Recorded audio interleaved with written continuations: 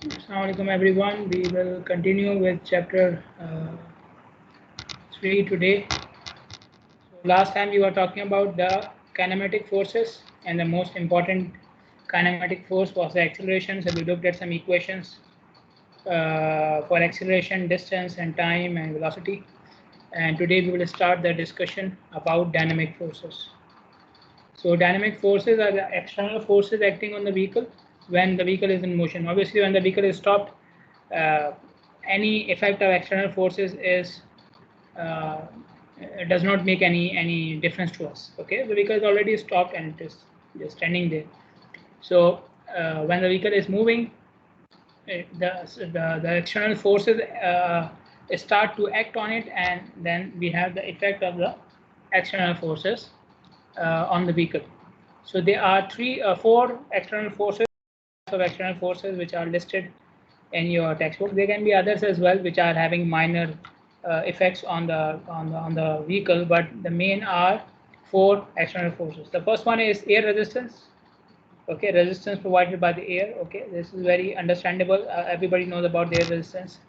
Then we have rolling resistance, which is the resistance caused by the friction of the parts of the vehicle. So when the vehicle starts moving, its parts are moving, right? The piston and the wheels and the tie rod and whatnot. Some of you may have more knowledge than me. So all these parts, while they are moving, they are creating friction with one another. Okay, so the resistance which is caused because of that friction, that is known as rolling resistance. Then we have grade resistance, which is caused if the vehicle is moving on a gradient. So if the vehicle is on a gradient, upward gradient causes resistance to motion, downward gradient causes resistance to braking. So there the grade resistance as well. Okay. Then we have curvature resistance, curve resistance. So when you are trying to go around the curve, so you are trying to turn your front wheels, and there is there are some forces which are acting on the front wheel. So these forces are basically causing you to exert some pressure or exert some force on the steering wheel. Whenever you are trying to make a turn, so you have to make some effort, right? So that effort is because there are some forces which are not letting the front wheels to turn. Okay, so you have a resistance when you are going around the curve. Okay, so these forces, curve resistance forces, are acting on the front wheels or whatever wheels you are trying to turn. So if you have a four-wheel drive, then you have to exert less force because now you have the support coming from four tires and so on. So these forces cause, the curve resistance forces normally cause the vehicle to slow down while it is going around the curve. Okay. Let us look at the equations for these forces. So you can see the four equations here. RA is air resistance, RR is rolling resistance, RG is grade resistance, and RC is curve resistance. Okay. We have here pi or P, sorry, P. P is the density of air, which is a constant, 1.0567 kilogram per meter cube. A is the cross-sectional area of the front side. Please mute your mics. I don't want to mute you because then you cannot ask any questions. So just keep your mics muted.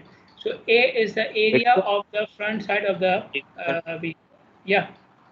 Did you share the screen or yet? Okay. I didn't share the screen. Sorry.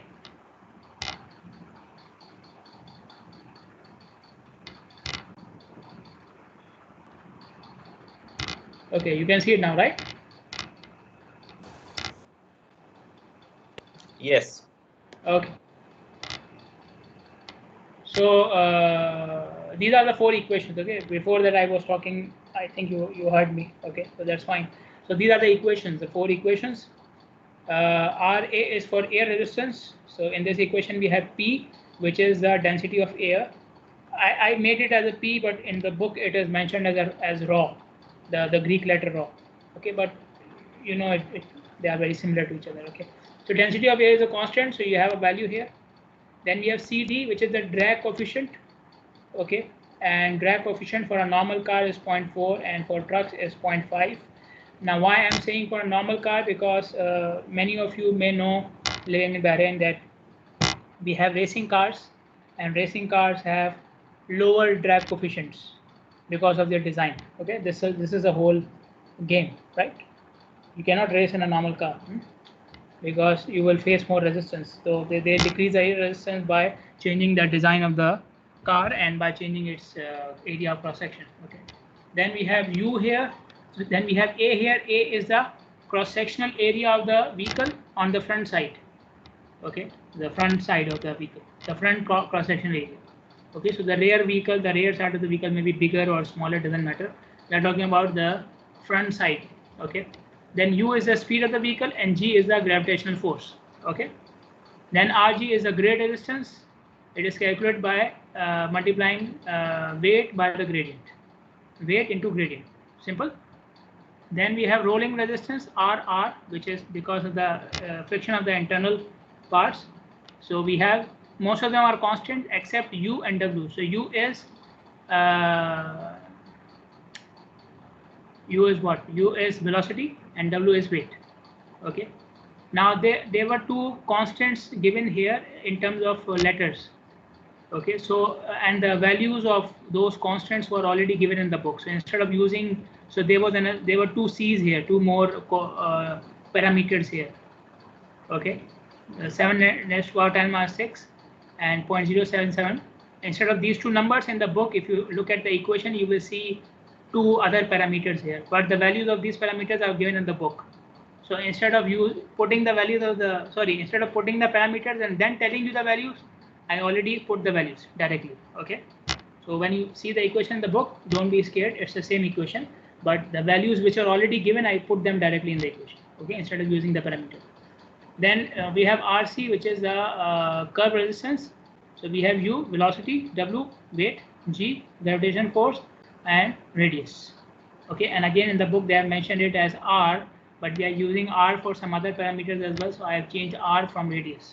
Okay, radius of the curve. All these equations are in metric units, no conversions are required. These constants are already having the conversion factors. So you put the equations and you put the values and you get the forces directly. Okay, and the forces will be in newtons. The forces will be in newtons. Okay, so whenever you decide to increase your speed of the vehicle, you will put on you will push the accelerator, right? So accelerator does what? It produces the acceleration force or the acceleration power in your vehicle. So in order to reach to a higher speed, you need more power from the vehicle. Okay. So the power required by the vehicle to generate depends upon two things. First of all, at how much speed you want to travel, and then how many and what type of forces are acting on the vehicle. So if there are more forces or more magnitude of forces acting on the vehicle, then the vehicle needs to generate more power in order to attain your required speed, and so on and so forth. So the power required by the vehicle can be calculated using this equation. P is the power in horsepower, HP. Then 0.27 is the conversion factor. R is the summation of all the resistance forces. So summation of these four equations. RA plus RR plus RG plus RC. All of them will be known as R combined. Okay. U is the velocity and 760 is the constant. Okay. So U will be in kilometers per hour, R will be in newtons, and force will be in horsepowers. Okay. So this is how you calculate the power required by the vehicle to resist the external forces and give you your required speed, give you or allow you to travel at a speed of U. Okay, now we have a question here, example 3.5 from the book, but in the book there's a problem with the solution. So I will solve it here with you guys. So take out your calculators and I will put it in the slides. Okay, so you will have it in the lecture and it will be in the slides as well. So I think I'm recording this. Yes. Okay, so we have to calculate the horsepower P for a car traveling at 105 kilometers per hour. So U is 105 kilometers per hour. It's a straight road, so no curvature. 5% gradient. Okay. Weight of the car 18 kilonewton, meaning 18,000 newton, and the area of cross section is 3.8 square meters. Okay, 3.8 square meters. Okay, so A is given. So first of all, we have 4 resistance sources: air, rolling, gradient, and curve. Out of these 4, we will calculate 3 in this case because it is given the road is straight, no curvature. Okay. So let us start with the calculation of RA. Okay. So the equation for RA is this one. Okay. Let me put the equation here.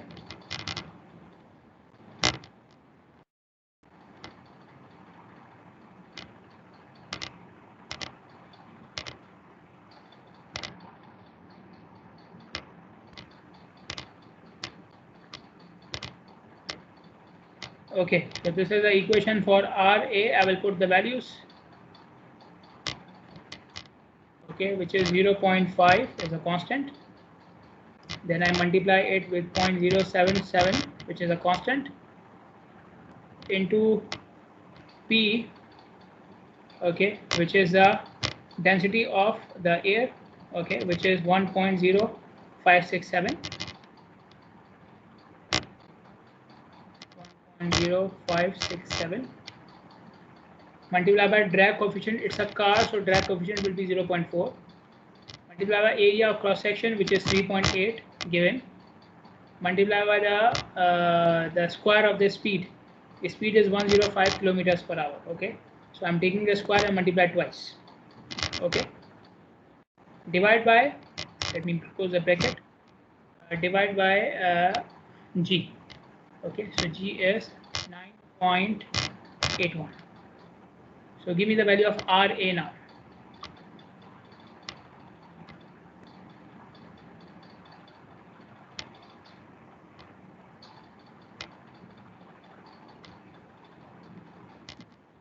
How much will be RA?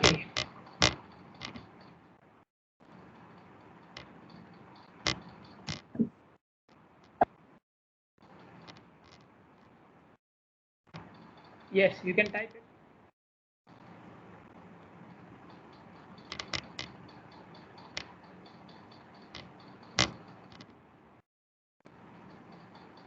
Six times power minus 3. Sure. Because I am taking a square of 105. How can it be 10 to the power minus 3?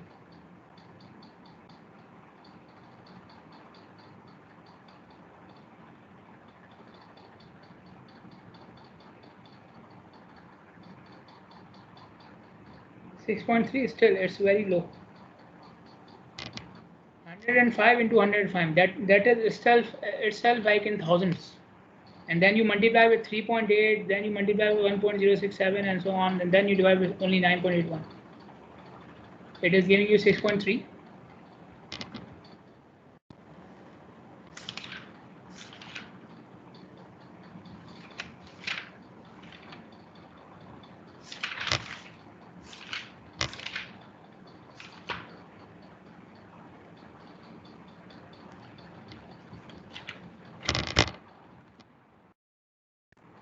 $69.5.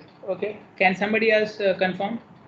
Well, as I said, there's a problem with the solution in the book. 69.5 confirmed.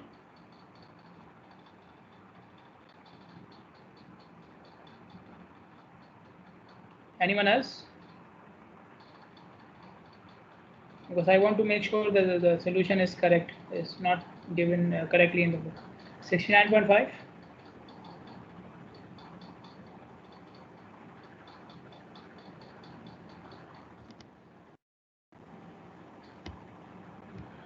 Okay, 69.5 newtons, right? Okay. Then the next thing we will calculate is the grade resistance. Okay, grade resistance. So we said grade resistance is this, or I can simply do the grade resistance, right? Rg equals W, which is in Newton, in kilonewton. Okay, weight is in kilonewton, so I will convert it to newtons. Okay, so 18,000 Newton. Okay, multiply by 5% gradient, so 5 upon 100. How much is this? How much is grade resistance? 900. Okay, then rolling resistance. Okay, so rolling resistance, this equation.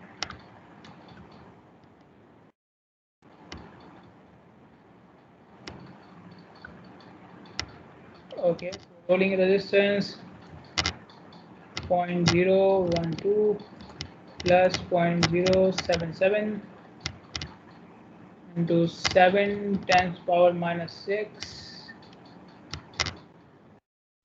multiplied by 105 twice,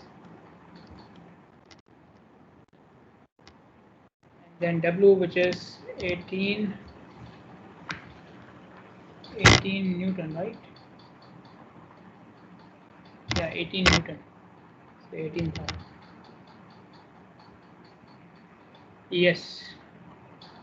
How much will be rolling resistance? Now remember, you have to first of all do this multiplication, then add 0.012, then multiply by 18,000. Okay. Complete this multiplication, then add 0.012, then multiply by 18,000. Okay. And this is 10 to the power minus 6.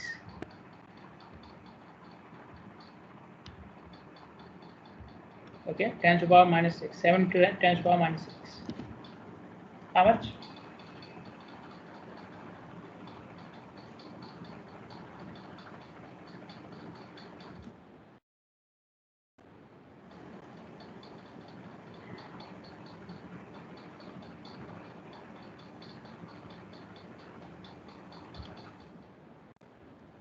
Yes.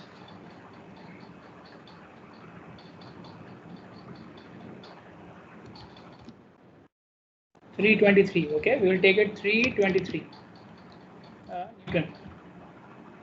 Okay, so rolling resistance is 323 Newton.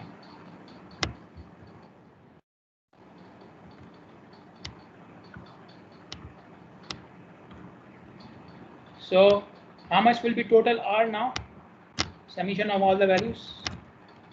Okay, 69.5 plus 900 plus 323. How much is it? What's the total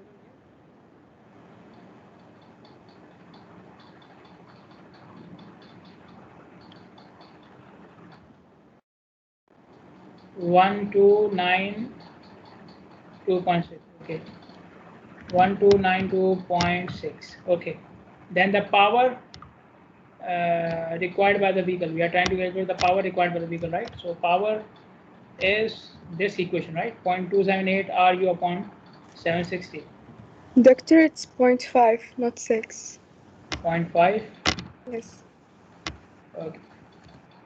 0.278 multiplied by R, which is 1292.5, multiplied by U, which is 105, divide by how much was it? 760. 760. Okay, how much power is required?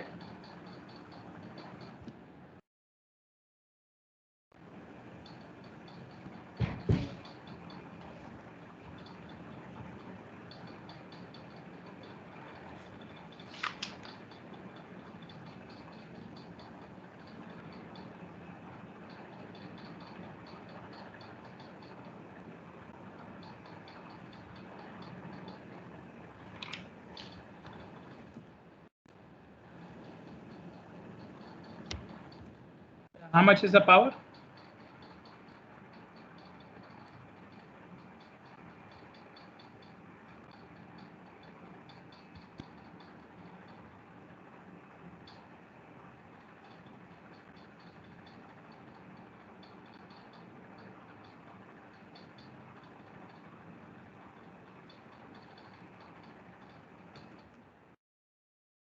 $49.6. Okay, so the power required by the vehicle is 49.6 horsepower.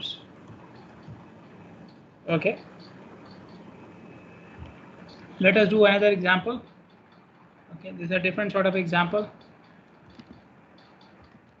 49.664 doesn't matter. Okay, so a passenger car is descending a gradient of 5%. Okay, and it is generating a horsepower of 80. So power is already known, and it is subjected to 3.41 kilonewton of forces. So this is what R, all the dynamic forces. See, they did not mention any particular type of resistance force. They are saying 3.41 kilonewton is the dynamic resistance forces. That means it is the summation of all the forces. And we have to calculate the speed which this vehicle can generate in this particular case. So how much would be the speed of the vehicle? Okay, if this much power is generated and these many forces are acting, then how much will be the speed of the vehicle? So we will use this equation. P is 80 and I'm trying to find out U, and R is 3.41 kilonewton. So I need to convert it to Newton. So 3.41 into 1000. Okay. So U comes out to be 64.1 kilometer per hour. So our vehicle, which is generating a power of 80 horsepower and which is subjected to forces of 3.41 kilonewton, can go as fast as 64.1 kilometers per hour. It cannot go faster than that. Okay, without generating more power or without reducing the forces. Okay.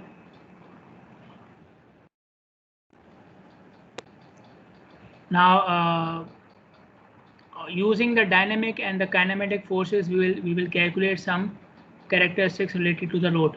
Okay, so now we are talking about the road characteristics. One of the most important road characteristics is the braking distance.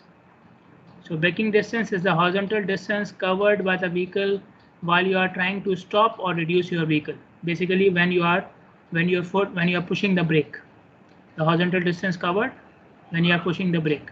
So when you are pushing the brake, either you want to reduce your speed or you want to stop. Okay, so till the time you reduce to your required speed, or till the time you completely stop, you will keep on pressing the brake, right? So the distance covered during that time or in that position is known as braking distance. Okay, now you can see in the sketch here, this is the ground surface of the road. Okay, and you can see it is inclined, and this is what normally happens. Road surfaces are inclined. For drainage of water, we make the road surfaces inclined. Okay, so let's say the angle of inclination is alpha. So when you are going down this road or going up this road, you are trying to brake, so you will cover inclined distance, right? Inclined distance. Okay, so this incline, and I said dB is the horizontal distance, so that means you need to convert x into dB. You need to calculate the horizontal component of x. dB is what? The horizontal component of x. So how do you calculate the horizontal component of an inclined distance? X into cos alpha. So dB is x cos alpha. Okay, so dB is the distance we want, and to calculate this distance, I will take the cosine of the distance actually covered by the vehicle on the inclined road surface. Okay, now when the vehicle is in motion, we already talked about kinematic and dynamic forces, right? So the kinematic force was the acceleration, or in this case for braking, deceleration force of the vehicle. So how do you calculate the deceleration force of the vehicle? Okay, so the deceleration force of the vehicle is simply F equals ma, right? We already know that from physics. Okay, so the deceleration force of the vehicle is F equals ma. Now m equals to what? M or weight of the vehicle equals to what? Weight of the vehicle equals to m into g, right? So m equals w upon g. So the force will become w upon g right? So this is the kinematic force on the vehicle, kinematic force of the vehicle, okay, which is trying to brake, the deceleration force. Then we have two external forces, dynamic forces. One is the weight of the vehicle, and the other one is the frictional force between the vehicle and the tire, between the tire and the pavement. Now everybody knows weight acts downward, right? Weight acts downward. Okay. Now this, and your vehicle is Going where? Along the road surface, right? So the deceleration force is along the road surface. Okay. Weight of the vehicle is downward. So which component? So there will be a component of the weight which will act in resistance to this force, to this force, or in addition to this force. Okay. Vertical force cannot be summed up with the inclined force, right? You have to do the summation for the same forces in the same dimension, right? So W is the weight, which is vertical. When you do W sine alpha, where alpha is the angle of inclination of the road, you will get the component of the road which is along the road surface. Okay. The third dynamic force acting on the vehicle is the friction force, and this is how you calculate the friction force. WF cos alpha. W is the weight, F is the friction coefficient, and cos alpha is the cosine of the angle of inclination of the road. Okay. So in this figure, you can see the three dynamic forces, three forces acting on the vehicle, one kinematic, two dynamic. This one is kinematic, and these two are dynamic. And they are both, all of them are acting on the vehicle, and we are considering the forces along the surface of the road, because vehicle is moving along the surface of the road. Okay. So so these are the forces. Now let us write the equation for dB. The distance covered during constant acceleration or constant deceleration of any object is calculated using this equation, which is basically square of the velocity upon acceleration. The simple equation was square of the velocity upon acceleration. Okay, and then we did something to make it for deceleration, and we took the average, which made it 2a. Okay, so after doing all this, we got this as a final equation. Okay, if you want to look at the complete derivation, you can have a look in the physics books. Okay, so distance covered during deceleration is x. Now this x is covered on the inclined surface. Okay, so this is the distance to go from v1 to v2 at a deceleration rate of a. Okay, so v1 is initial speed, v2 is final speed, a is a deceleration rate. Now x is inclined and dB is the horizontal component of that. I already told you. So dB equals x cos alpha, where alpha is the angle of inclination on the road. So if you multiply this equation with cos alpha, you will get dB. Okay, so I multiply this equation with cos alpha, I got dB. Okay, and now dB equals v1 square minus v2 square upon 2a into cos alpha. Using this equation, I will derive an equation for a. So a will come on the left hand side and everything else will come on the right hand side. So a equals this. Okay, this is coming from here. Then let us do the summation of forces acting on the vehicle along the road surface. So I told you there is one internal or kinematic force and two external or dynamic force. For the vehicle to move smoothly, stopping or reducing the speed or accelerating, whatever it is doing, internal and external forces must balance out. Okay, like you do in structures. Reactions should be equal to the what? Applied forces, right? So same thing here, same concept here. The internal kinematic force should be equal to the external dynamic forces.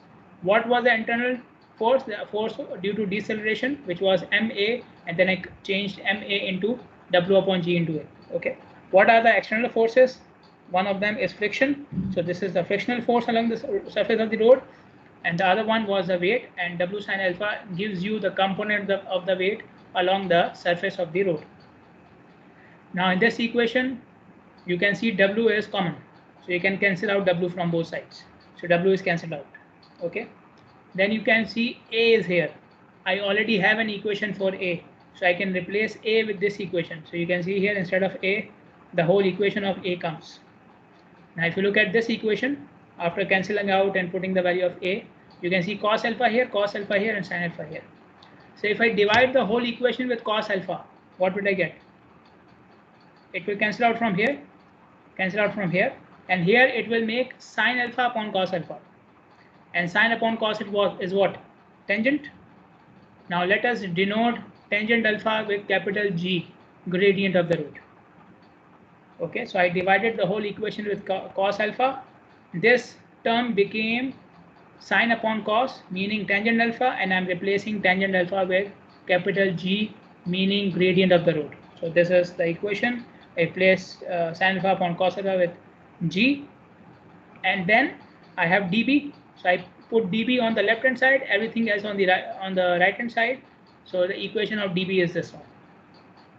Okay, so this is the equation of dB, the horizontal distance which you will cover to go from V1 to V2. Okay. Now in this equation, dB will be in meters, and V1 and V2 will be in kilometers per hour, right? So we need to do some conversion. And also I know the value of G as well. G is 9.881 meter per square seconds. Okay, so there are some constants in this equation. So let me put these constant values in the equation, and let me make it into one number. Okay, let me calculate the constant for this equation. Okay, so if you look in the numerator, I have V1 and V2 square, right? So I need to convert V from kilometers per hour to meter per second. Okay, the conversion factor for kilometer per hour to meter per second was 0.278, and since you are doing the square, so 0.278 square. Okay, divide by, what are the constants in the denominator? 2 and G. So 2, let me make a bracket here, 2 and G is 9.81. How much will be this factor? So I did what? I put the conversion factor in the numerator, and I put the value of the G in the denominator. So I have a constant here, constant there. I'm calculating the ratio of the constants. So how much will be this factor?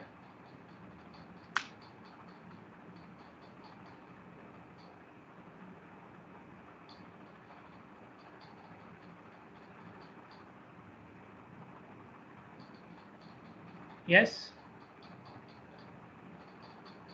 Yeah, so you can see it's a very small number. It's a very small number. Okay, instead of using this small number in the numerator, I will use its inverse in the denominator. So I have a significant digit there. Okay, so can you do the inverse of this? Kausar or somebody else, do the inverse of this number.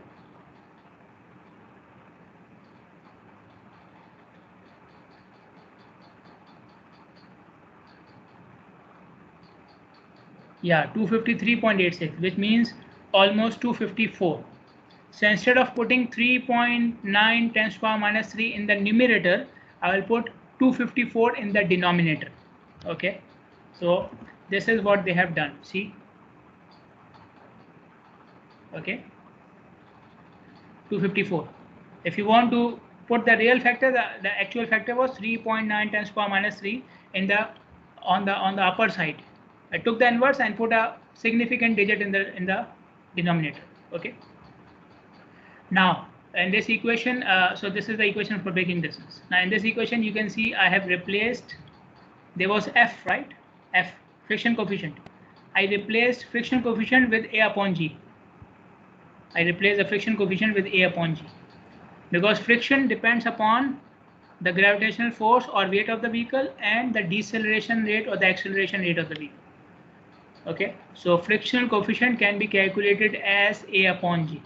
Okay, so this is again from the laws of physics. Friction coefficient depends upon acceleration and the gravitational force, and that is equal to A upon G. So I replaced F with A upon G. Okay, then you can see gradient is given with a plus minus sign. So in some cases it will be positive, in some cases negative, and the convention is given here. If you are going downward, you will put G as negative. If you are going upward, you will put G as positive. If you are using a downward gradient, you will use a negative sign here. If you are going upward, then you will use a positive sign here. Okay, so these are few things which require to be explained. Now I will further simplify this equation for stopping. This equation is not for stopping. The equation which you see here is not for stopping. It is to go from V1 to V2. If I am stopping, what will happen? V2 will become 0. So V2 will vanish from here. Okay. So this is, you can see now. Let me make it bigger. Okay. So what is the difference between this and the previous equation? The previous equation was to go from V1 to V2. This equation is for stopping. So there is no V2 here. V2 became 0. Okay. Another thing.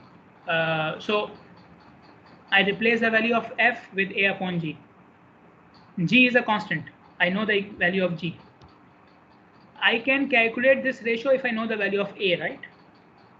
Now AASHTO says that in normal conditions, a comfortable deceleration rate is 3.41 meter per square seconds.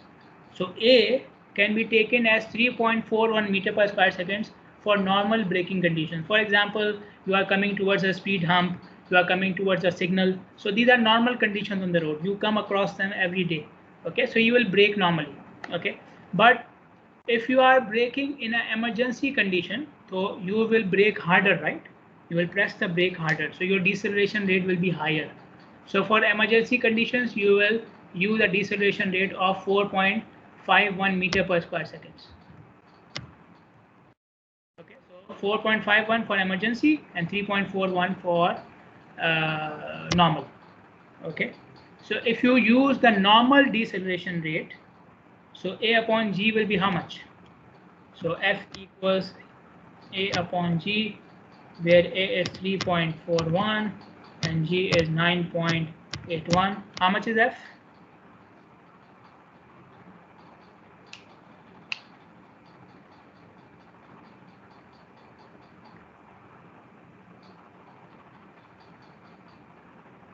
Yes, how much is it?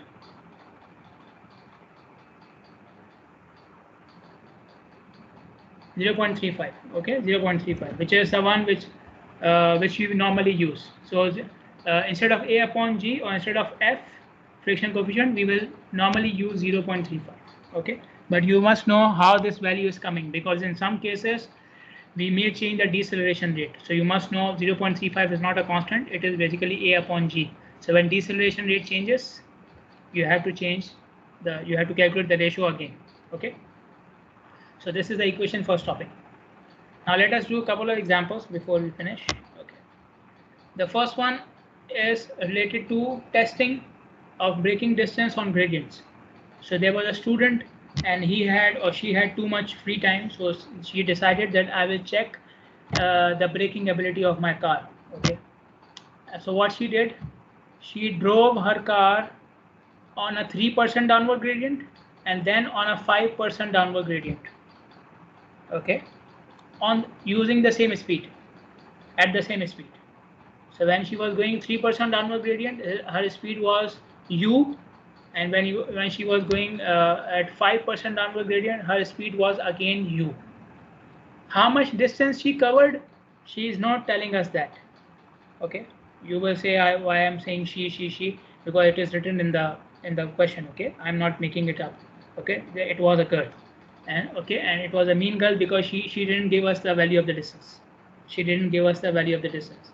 She just gave us the relationship between the braking distance on 5% downward gradient and 3% downward gradient, and the relationship, which is written here, she needed 5.64 meters more on 5% gradient as compared to 3% gradient. Let me write it here to make it clear for you. So if the braking distance on, or let me just write it, the braking distance at 5% gradient was 5.64 meters plus whatever braking distance she got at 3% gradient. This is the relationship she told us. After performing the experiment, she said, I have noted down both distance, and the distance between both the distances was between both the braking distances was 5.64 meters. Okay, and I did the experiment at the same speed. Now in the book they are asking us to calculate two things. First of all, calculate the speed at which this experiment was performed. Okay, so at what speed she was going downward 5%, downward 3%, and then what will be the braking distance if she goes upward on 5% gradient with the same speed. So first of all, calculate speed, and speed calculate the distance on an upward gradient. Okay, so the solution is given here. Take it from the book. So let's say braking distance, this is the equation for braking distance. Okay, normal equation like I showed in the previous slide. For braking, because she is stopping, So there is no u2 here. There is no final speed here. So I'm just using this braking distance equation for stopping. Let's say the braking distance on 5% downward gradient is x. Okay, so for x the equation will become this. Okay, so you can see instead of gradient I am putting minus 0.05. 0.05 means 5% minus because it's downward. And what is the relationship between x and the braking distance at 3% gradient? Is x minus 5.64, right? I just showed you in the chat, right?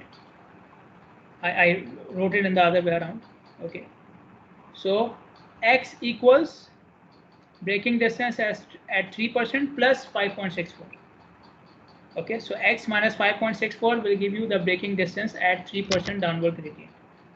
Okay, so you can see minus 0.03 here.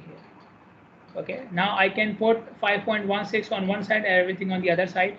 So the two terms will go on the other side. The two braking distance terms will go on the other side. So this is the braking distance for 0.05. This is the braking distance for 0.03 gradient. If you take the difference, it should be 5.64, right? This is what she told us. Now in this equation we have A upon G, and we will use the standard deceleration rate of AASHTO. So A upon G becomes 0.35. So upon G will be replaced with 0.35. And I am trying to calculate what U, right?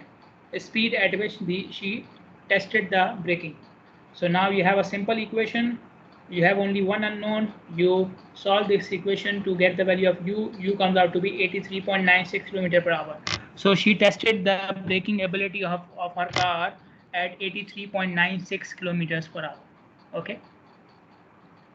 Now we want to calculate the braking distance at this speed going 5% upward gradient. See, 5% upward gradient at this speed.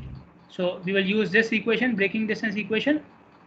Okay, so U will be 83.96, A by G will be 0.35, and G will be positive, right? Because it's upward 5%.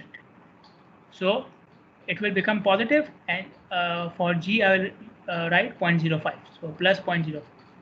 So braking distance for 5% gradient at 83.96 km/h speed comes out to be 69.38 meters. So in order to stop on 5% upward gradient, she will need 69.38 meters. Okay. Now we will do a simpler example and then I will leave and we will continue on Thursday. I'm leaving one example because it's tricky. We cannot complete it within the time. Okay. So I will do this one, which is simple. There's a motorist which is traveling at 105 km/h on an expressway on a high-speed road, and he wants to leave the expressway. So there's an exit ramp for him. I told you about the ramp. Okay, the ramp which you use to get off the bridge. So there's a ramp, and the speed of the ramp is 56 km/h. So he's coming towards the ramp at 105. Before he enters the ramp, he must reduce the speed to 56 km/h. Otherwise, it will not be safe for him to enter the ramp. At what point on the expressway should the driver apply the brakes? At what point on the expressway should the driver apply the brakes so that when he is at the entry point of the ramp, his speed is reduced from 105 to 56 km/h. The gradient of the expressway is downward 3%. Downward 3%. So in this example, we have U1 and U2 both, because he is going from 105 to 56. So U1 is 105, U2 is 56. This is the equation for dB for reducing the speed. Okay, so there's U1, U2 both. And gradient is minus 0.03 because it is downward 3%. Downward, so minus, and 3% becomes 0.03. And we have A by G here, so we will use the standard deceleration rate of AASHTO. So A by G becomes 0.35. So this is the final equation. To reduce the speed from 105 to 56, the driver needs 97 meters. And again, this driver is also a female driver. Okay, so she needs 97 meters. So if he does not press the brakes 97 meters before the ramp, then her speed on the ramp will not be 56 km/h. It will be higher than that. It will not be safer. So she must press the brakes at least 97 meters before going on to the RAM. Okay, so this was a simple question for reducing this speed. Okay, on Thursday we will have a mini tutorial. Why mini tutorial? Because there is still one example left. So first of all, I will solve that example for you in the class, or I will show you the solution of that example, and then I will divide you into groups and I will give you more questions like we did previously, like we did in the previous lecture, previous tutorial. So Thursday will be a mini tutorial. I will show you the example, one example solved, and then I will give you more to solve. Okay, any questions? Any questions?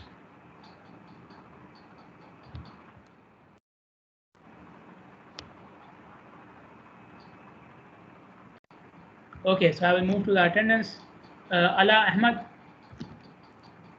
Ala Ahmad. Yes, doctor. Okay. Yes, doctor. Muhammad Al-Ajab. Present. Muhammad Al-Ajab. Okay. Zahra Ali is here. Bilqis Muhammad. Balqis Muhammad. Yes. Okay. Adi Abdul Ilah. Here. Okay. Hala Munir. Yes, doctor. Okay. Ibrahim.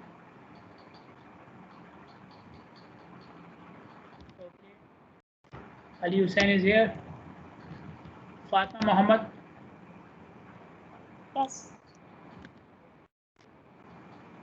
Huda Hassan is here. Latifa Hassan. Latifa Hassan. Okay. Umar Muhammad. If I mark your attendance, you can leave. Doctor. If I mark your attendance, you can leave. Omar is here. Okay. Anal Yasin. Yes, doctor. Anal Yasin. Yes, yes. Okay. Muzoon Faisal. Okay. Sara Khamis. Sara Khamis. Okay. Zainab Ali Ahmed.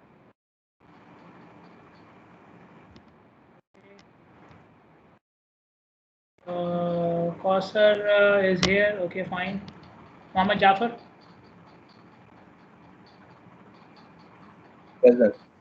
Okay. Wasan Rafiq.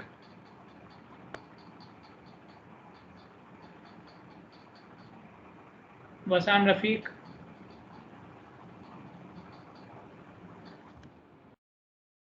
Bayan Kadim. Okay, Bayan Kadim is here. Wasan Rafiq is not here. And who else? Okay, everybody else is here. Anybody from section 1? Anybody from section 1? Okay, so I will see you guys on Thursday, inshallah. Assalamu alaikum.